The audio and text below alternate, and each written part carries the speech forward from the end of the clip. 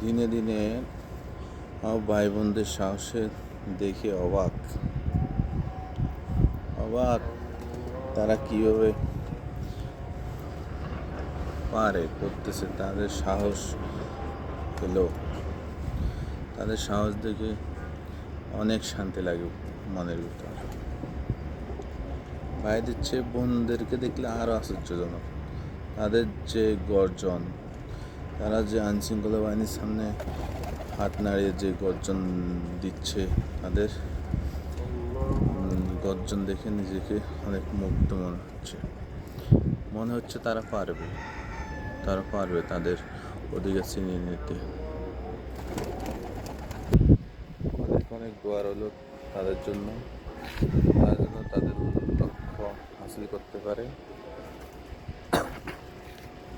তারা যেন তাদের অধিকার ছিনিয়ে নিতে পারে।